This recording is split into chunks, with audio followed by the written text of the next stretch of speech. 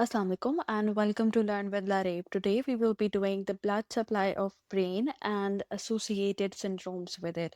It is a very confusing concept, the syndromes I'm speaking of, and MCQs are literally very confusing. So now I'm going to break it down for you. Video can be a little long, but I'm doing this before my exam just so we all can understand what syndrome has which symptoms so we can identify that in the exam. क्योंकि lateral pontine syndrome आ जाता है, कभी वही medial medullary syndrome होता है. I get so confused sometimes, but I have cleared it out for myself. So I'll be clearing it out for you as well.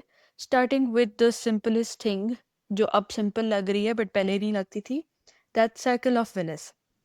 अच्छा, even before circle of Willis, जो main supply है brain की that is through two arteries internal carotid artery and vertebral artery. ठीक है, internal carotid artery is a branch of common carotid artery and it enters the skull via carotid canal, and blah blah blah. You don't need to learn all of that. Vertebral artery basically provides the posterior circulation of the brain, पीछे पीछे वाली, and this internal carotid artery mainly supplies the anterior part of the brain. Both of them anastomose as well, ताकि collateral supply हो सके. अच्छा, so you can see the circle of Willis drawn over here, और साथ में there's a diagram as well, taken from Cleveland's clinic, giving them the credit. So internal carotid artery gives off a branch which is ophthalmic artery. ठीक है? Then it gives a branch anterior cerebral artery, as you can see over here as well. So ये anterior cerebral artery है. This one coming off from internal carotid artery. ये internal carotid artery है और ये anterior cerebral artery है. ठीक है? And then it gives off a branch which is middle cerebral artery. ठीक है? जो posterior cerebral artery है वो आती है, let's see, that comes from the vertebral branch. We'll discuss that. We talked about कि vertebral posterior side को supply करती है. अब anterior cerebral artery के बीच में anastomosis होता है via anterior communicating artery. We'll do this all of it in detail as well कि कौन सी किसको supply करी है क्या.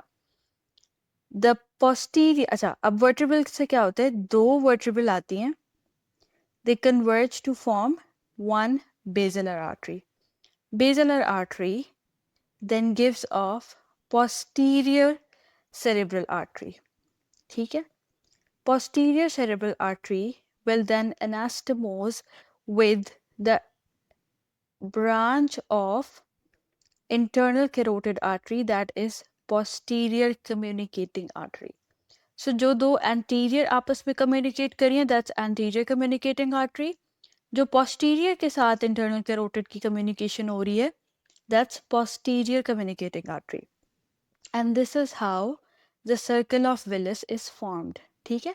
Circle of Willis में सिर्फ यही part लेते हैं, middle cerebral artery नहीं लेती. ठीक है? अब basilar artery बनने से पहले vertebral artery gives us the branch which is, अच्छा, अब दो ही main part हैं brain के, cerebrum and cerebellum. cerebrum का हमने कर लिया है, cerebellum को भी तो कुछ जाना है, ये बहुत ऊपर ऊपर से बता रही हूँ. So before dividing it gives off posterior inferior cerebellar artery, and then it gives off anterior inferior cerebellar artery. अब inferior दो हो गई हैं, एक superior भी आएगी, that's superior cerebellar artery. That's all.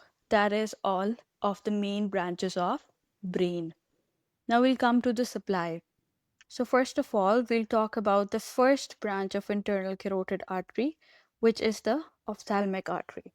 Ophthalmic artery will obviously related to eye, so central retinal artery degi, it will supply the central retina or the retina, and occlusion will result in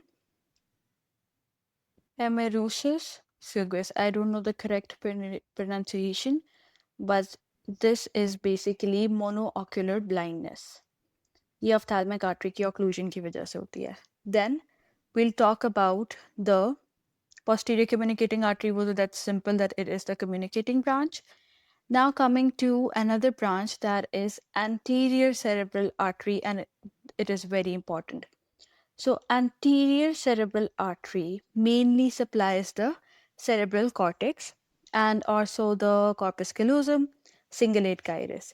So अब ये cerebral cortex में किसको supply करती है? अगर आपने मेरी video देखी होगी cerebral cortex में, you know कि उसमें different lobes होते हैं and different parts होते हैं.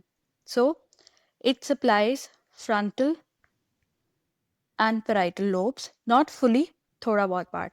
अब cerebral cortex is mainly associated with motor and sensory part of our brain. अब ये leg से associated होगी. So the leg portion, both motor and sensory of the cerebral cortex are supplied by anterior cerebral artery. So whenever there is contralateral, because obviously fibers crossover कर देते हैं when they reach down, so contralateral leg weakness और sensory loss in leg, ठीक है. अब ये इसमें कोई भी फेस या आर्म की बात नहीं होगी. Contralateral leg weakness or sensory loss. Other than that, because we're talking about the lower portion, there will be urinary incontinence, and parietal and frontal both are involved. Parietal may, we all know if there is a lesion, then there can be personality or behavioral changes. So wherever there is an MCQ which mentions all of these and asks you which artery is occluded, remember leg is anterior cerebral artery. Always remember this. And another important MCQ which comes is the blood supply to cingulate gyrus. The blood supply to cingulate gyrus is also via anterior cerebral artery. अब इसका clinical से कोई ताल्लुक नहीं था, इसलिए मैंने पहले नहीं बताया, लेकिन ये MCQ है इसलिए मैं अभी बता रही हूँ, बिकॉज अदरवाइज हम इसको इग्नोर कर देते हैं साइड पार्ट समझ के, ठीक है.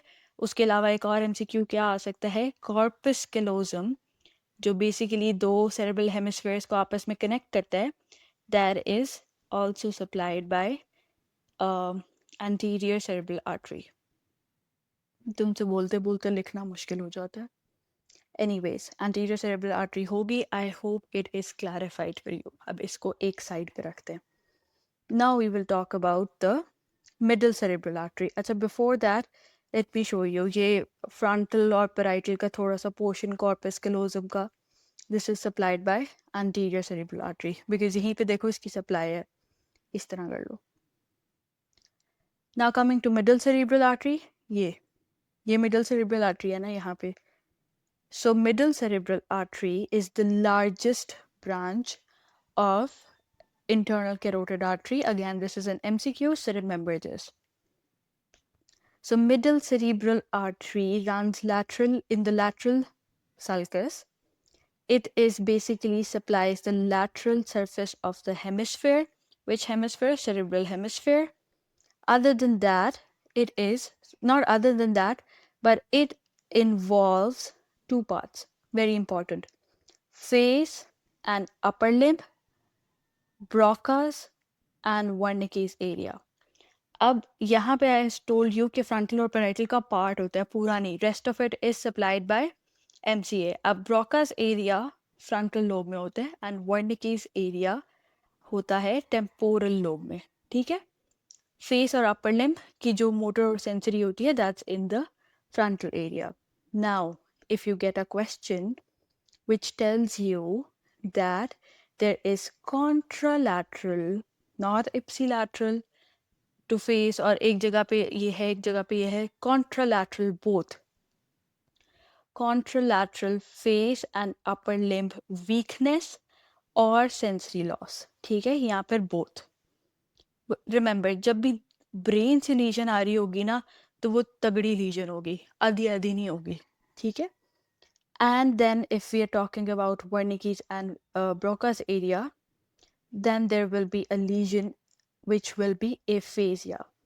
अगर dominant hemisphere से हो रही है तो aphasia होगा, नॉन डोमिनेंट से हो रही है तो नेग्लेक्ट सिंड्रोम होगा. Neglect syndrome I have spoken about in the cerebral cortex video. Parietal lobe से रिलेटेड होता है. ठीक है. एफीजिया सेम वीडियो में I have mentioned in detail. मतलब एफीजिया होगा कह लो ब्रोकन स्पीच होगी या फिर फ्लुएंट स्पीच होगी बट मीनिंगफुल नहीं होगी. ठीक है. अब एक और चीज़ जिसको मिडल सेरेब्रल आर्टरी सप्लाई करती है अगेन बिकॉज ये साइड लाइंड है तो एमसीक्यू में आ जाता है. So via its branch which is lenticulostriate striate lenticulostriate, it supplies to internal capsule and basal ganglia. So this is an MCQ के internal capsule और basal ganglia की supply क्या है? It comes from middle cerebral artery. Temporal lobe में damage हुआ है, aphasia हुआ है, स्ट्रोक कहाँ पे हुआ है? Middle cerebral artery. ठीक है. पैरालिसिस हुआ है, अगर उसने लिख दिया है let's suppose there is a paralysis of leg and there is aphasia. If there is a mention of aphasia, choose middle cerebral artery. ठीक है. If there is hemiparesis और facial nerve palsy लिखी हुई है, ठीक है, मतलब hemiparesis of face है. फेशियल नर्व पाल्सी भी ऑब्वियसली फेशियल नर्व भी वहीं से ही आ रही है, कहीं और से तो नहीं आ रही, ब्रेन से ही आ रही है. हेमीप्रेसिस है. स्ट्रोक पूछा है ब्रेन में कहाँ पे होगा, किस आर्टरी का होगा? Middle cerebral artery. ठीक है. डोंट गेट कंफ्यूज्ड कि ओ वो तो फेशियल नर्व है, क्रेनियल नर्व है, कौन सा न्यूक्लियस है, क्या है. If they talking about the artery the answer is very simple. जहाँ पे लेग होगा और पर्सनालिटी और बिहेवियर चेंज होगा वो होगा एंटीरियर सेरेब्रल आर्टरी. जहाँ पे फेस और अपर लिम्ब होगा साथ में एफेजिया होगा, mainly aphasia is middle cerebral artery. ये इसके अलावा और सिंगुलेट गाइरस और कॉर्पस कैलोजम को सप्लाई करती है. ये इंटरनल कैप्सूल और बेसल गैंग्लिया को करती है. This is associated with medial aspect mainly. This is associated with lateral aspect. ठीक है. मीडियल में वो है लेकिन लैटरल एस्पेक्ट से. अच्छा, एक और कंफ्यूजिंग एमसीक्यू आता है. इट आस्क्स यू के ब्रेन में जो इंटरनल हेमरेज होता है वो मोस्ट कॉमनली किस आर्टरी का होता है? अब हमने इतनी डिटेल में पढ़ा होता है, हम कंफ्यूज कर जाते हैं, हम मिडल सेरेब्रल आर्टरी लिख देते हैं. That's middle meningeal artery. Always try to differentiate between both. ठीक है. There is another MCQ which says that it also supplies the cortex of insula and overlying opercula. अब ये बहुत ही ज़्यादा डिटेल है, जिस रट्टा मार लो. ठीक है. और इसकी एक और ब्रांच भी होती है अपेरेंटली, दैट इज रोलैंडिक आर्टरी. हर फजूल चीज़ जो है वो एमसीए से एसोसिएटेड है because it is the larger artery और मोस्ट डायरेक्ट सप्लाई आती है. ठीक है. We've talked about anterior cerebral, middle cerebral. Let's talk about the posterior cerebral artery. As I told you, posterior cerebral artery comes from the basilar artery and it supplies the posterior part of the brain. Now, posterior part of the brain mainly comprises of the occipital lobe. Okay? So, obviously, it will be supplying the occipital lobe as well as the inferior temporal lobe and the thalamus and most importantly the midbrain. अब midbrain को मैंने important इसलिए कहा है because एक syndrome associated होता है. Clinical obviously occipital को करिए तो blindness related कुछ भी आएगा और वो stroke पूछेगा. This is your answer. So it basically does the contralateral homonymous hemianopia with macular sparing. अब इसकी सारी डिटेल कौन सा हेमिनोपिया कौन सा बायोटेम्पोरल क्या होता है, we will discuss this when we'll do cranial nerves. Now, since thalamus is involved, it will also result in visual hallucinations or memory deficits. अच्छा, so I told you midbrain से associated एक syndrome होता है, that is Weber syndrome. So Weber syndrome is explained in detail in my midbrain video. I will give you an overview कि since midbrain carries midbrain का एक part होता है crus cerebrae and it has corticobulbar pathway, cortical pathway basically motor pathways, और इसमें होती है cranial nerve 4 and 3, ठीक है, trochlear nerve, ophthalmic nerve. Motor pathway obviously hemiplegia हो जाएगा, ठीक है, and motor pathway upper limb lower limb दोनों का होगा, ठीक है। ये डैमेज होगी टोसिस हो जाएगा, ये डैमेज होगी ऑप्थेल्मिक नर्व, तो there will be pin point pupil और लोअर डाउनवर्ड आई हो जाएगा, that is due to ophthalmic nerve palsy. So ये सिम्टम्स वेबर सिंड्रोम के आएंगे and that will be through posterior cerebral artery. Now we have done this. Let's move on to the cerebellar arteries as we discussed. Okay, so we have done the easy part. Let's move on to a little bit difficult part. I'm going to make it easy for you. So we're talking about now the cerebellar arteries. Okay? So we'll start off with posterior inferior cerebellar artery, which is a direct branch of vertebral artery. Posterior inferior cerebellar artery mainly supplies the lateral medulla and the inferior cerebellum. अब मैं ये इसलिए बता रही हूँ कौन किसको supply करती है ताकि आपके लिए lesions identify करना easy हो जाए. Now Rafiullah mentions only few points from these, but I have seen in recent papers a lot of MCQs come from these, so it's important. पहले मैंने भी नहीं की थी. I thought it's not that important, एक आधा देख लिया, but then the MCQs confused me, so I had to. अब medulla का भी further it involves the vestibular nuclei, vestibular मतलब cranial nerve 8 का. Then it has nucleus ambiguous, which is involved in a lot of nerves. हम nerves में in detail कर लेंगे. Spinal trigeminal, so trigeminal, you know, face को supply कर रही होती है. Other than that, we have the spinothalamic tract passing from the medulla. You remember, इसकी pyramidal formation होती है and crossover होता है. And then we have the inferior cerebellar peduncle. Cerebellum की videos अगर निकाल के देखें, inferior cerebellar peduncle is involved in passing the tract from spina to the cortex.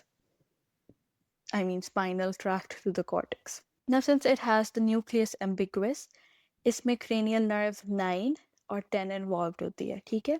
So it will control the you know, everything related to vagus nerve or voice and everything. So इसकी lesion से क्या होगा? Dysphagia, hoarseness of voice, ठीक है? cerebellum की reason है, cerebellum की legion है मेनली, सो cerebellum से क्या होगा? बैलेंस एंड इक्विलिब्रियम लॉस हो जाएगा, ठीक है? एटैक्सिया, वर्टाइगो, ठीक है? Facial spinal trigeminal tract involved है, इसका मतलब है इप्सिलैटरल फेशियल लॉस हो जाएगा, ठीक है? एंड स्पाइनोथैलेमिक इन्वॉल्व है तो contralateral loss of body pain और टेम्परेचर, ठीक है? Whenever there is a mention of spinothalamic, it means कि ये lateral और anterior वाले की बात हो रही है. जब भी dorsal column होगा, that's different, ठीक है? So there is ipsilateral pain and temperature loss on the face, contralateral of the body, dysphagia, hoarseness, ataxia, vertigo, and then there is Horner syndrome symptoms due to sympathetic fibers. This all is due to a condition called lateral medullary syndrome, also known as Wallenberg syndrome.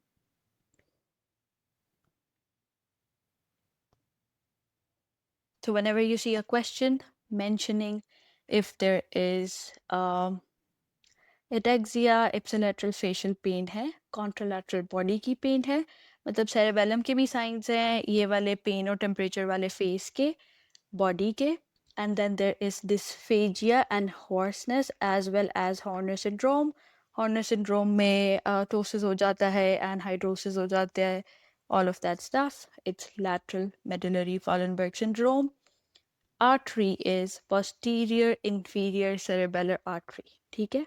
Dorsolateral part of medulla is involved, or lateral part and inferior cerebellum. So we have talked about the lateral medullary syndrome. Lateral mention है तो medial भी होगा. If lateral mention है तो medial भी होगा. ठीक है. Now let's see कि वो वाला part कहाँ से supply होता है. Now let's see वो वाला part कहाँ से supply होता है instead of just going with the order. So anterior spinal artery, which was coming from here, this supplies the medial medulla. Lateral medulla को वो कर रही थी, so medial medulla को ये supply करेगी, and it also supplies the almost the 2/3 of spinal cord. Okay, so always remember, do not confuse it with the anterior spinal artery occlusion at the level of mid-thoracic spinal level with the occlusion mentioned over here, which is at the medullary level. ठीक है, दोनों में symptoms different होंगे. You have to understand that. हम spinal cord वाली बाद में detail में discuss करेंगे when we're talking about spinal cord, obviously. Now we're talking about brain. So medial medulla involves the cranial nerve 12, which is the hypoglossal nerve nucleus. It is not going to be as confusing as lateral medullary. इसमें बहुत थोड़े से symptoms होते हैं, and since spinal cord का क्या involved होगा, corticospinal tract. Pyramids are basically the crossing over of corticospinal tract. So pyramids present होते हैं at the level of medulla, which are not supplied when there is an occlusion of anterior spinal artery, and as well as the medial lemniscus of the dorsal column. So if there is a lesion or occlusion, so obviously there will be a contralateral hemiplegia or hemiparesis. Hemiplegia is motor activity नहीं हो रही, और hemiparesis is वो नहीं हो रहा, sensory activity नहीं हो रही. So contralateral hemiplegia and hemiparesis due to pyramidal lesion. A medial lemniscus be involved है, so obviously contralateral loss of proprioception, vibration and 2-point discrimination. मैंने ये short form में यहाँ पे लिख दिया. This will be lost as well. Now, since we have talked about the hypoglossal nerve, so ipsilateral tongue paralysis, अब tongue will move towards the lesion. अगर right side पे हुआ है, tongue will deviate towards the right side. Left पे हुआ है तो left पे हो जाएगी. So whenever you see कि आधी body काम नहीं कर रही, उसके साथ touch वगैरह भी नहीं हो रहा feel उसको पूरी body पे, उसके बाद उसको tongue भी deviate कर गया. That is medial medullary due to anterior spinal artery. That's it. Gets very confusing, I know. But lateral medullary is जब बाकी सारी हर किस्म की arteries involve, cranial nerves involved है. Contralateral body pain and temperature. अच्छा देखो, यहाँ पे dorsal column था, यहाँ पे spinal thalamic है. ठीक है, सेम चीज़ें नहीं है. इसमें cerebellum था, इस पे spinal cord है. ठीक है, उसके अलावा इसमें hypoglossal के अलावा facial trigeminal nerve involved थी, 9th और 10th थी, dysphagia and hoarseness. ठीक है, it's simple. Now we will move on to Pontine syndromes. Posterior inferior cerebellar artery कर ली थी. We'll talk about the anterior inferior cerebellar artery. It supplies the lower part of the pons, middle cerebral peduncle, anterior inferior cerebellum. ठीक है, वो cerebellum को supply करना था, तो ये क्यों पीछे रहे? Facial nucleus. ठीक है, you would have noticed कि ये एक रह गया था. So cranial nerve 7, then vestibulocochlear, cranial nerve 8, spinal trigeminal nucleus, cranial nerve 5 का nucleus, spinothalamic tract, almost the same as that one. ठीक है, descending sympathetic fibrous. So अब इसमें क्या होगा? There will be ipsilateral facial paralysis. वहाँ पे face की sensation loss थी. ठीक है,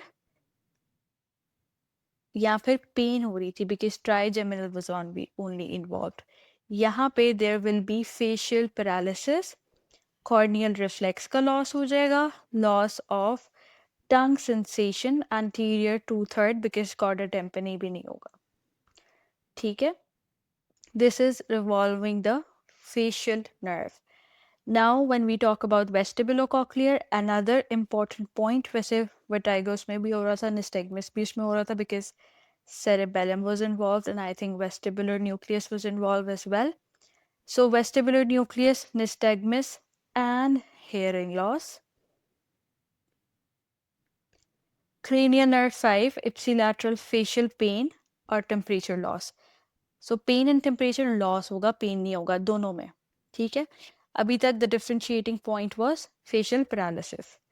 उसके अलावा it involves the middle cerebellar peduncle. So cerebellum, cerebellar peduncle, ataxia, dysmetria और unsteady gait, ठीक है, cerebellum involved है। अच्छा, a lot of time I have confused all of this with cerebellopontine angle lesion as well. वो cerebellum में पढ़ना and please be able to differentiate. Then spinal trigeminal हमने कर लिया है. Spinothalamic tract, contralateral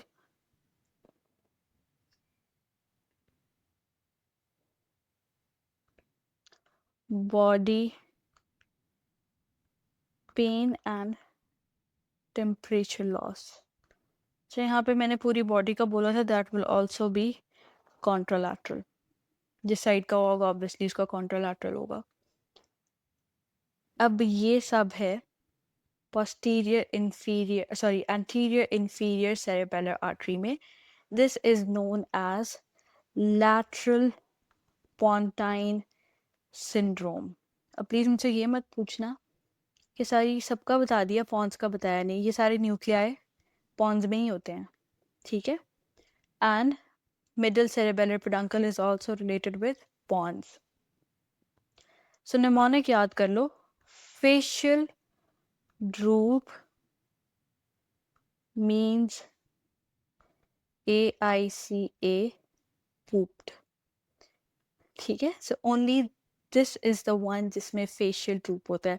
बाकी सब medial से मिलते हुए होंगे, बस facial paralysis नहीं होगा medial medullary syndrome में, lateral medullary syndrome में, और medial में भी नहीं होगा, बट बाकी सारे symptoms lateral से मिलते होंगे. So lateral pontine में AICA का होगा lesion and facial droop is the differentiating point. अब सिंस लैटरल पोंटाइन किया है तो मीडियल पोंटाइन भी देख लेते हैं. Medial pontine syndrome, occlusion of paramedian branches of basilar artery. इतना इम्पोर्टेंट नहीं है, और ये बेसिकली मीडियल है तो मीडियल पोर्शन ऑफ पॉन्स को सप्लाई करेगा. इसमें क्या क्या इन्वॉल्व होता है? कॉर्टिकोस्पाइनल ट्रैक्ट, ठीक है, वही motor contralateral hemiplegia, face, arm, leg, हर किसी का, ठीक है. उसके अलावा medial lemniscus, same thing, fine touch vibration proprioception, abducens nerve, ठीक है. So sixth nerve ipsilateral medial strabismus. अच्छा, ये इतना पेपर में आता नहीं है, बट सिक्स्थ नर्व इन सारे सिम्टम्स के साथ, ठीक है. देखो, ब्रेन का जहाँ पे भी है मैंने कहा तगड़े सिम्टम्स होते हैं, तो उसमें सेंसरी लॉस भी हो रहा है, मोटर लॉस भी हो रहा है, सब कुछ मिक्स्ड हो रहा है. साथ में क्रेनियल नर्व 6 अगर इन्वॉल्व है, इट्स मीडियल पोंटाइन, सब कुछ हो रहा है. साथ में फेशियल ड्रूप भी है, फेशियल पैरालिसिस भी है. देन इट इज ये भी देन इट इज लैटरल पोंटाइन, सब कुछ हो रहा है. डिस्फेजिया और हॉर्सनेस इन्वॉल्व है, it's lateral medullary, Wallenberg. Anterior spinal artery, इसका मतलब है टंग की डिविएशन, और नीचे से स्पाइनस, स्पाइनल का बस, ठीक है. इसमें कॉर्टिकोस्पाइनल भी है, हेमिप्रेसिस, प्रोप्रियोसेप्शन एंड दिस, ठीक है. इसमें स्पाइनोथैलेमिक ट्रैक्ट इन्वॉल्व है, इसमें भी स्पाइनोथैलेमिक ट्रैक्ट इन्वॉल्व है. दोनों में डॉर्सल नहीं है, इस वाले में डॉर्सल है, ठीक है. मीडियल साइड पे डॉर्सल है. Medial side dorsal column, medial meniscus.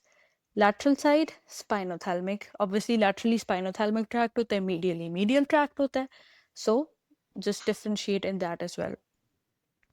This was very easy. वो करके ये बहुत आसान लगेगा. Leg, ACA. Face and aphasia and upper limb, MCA.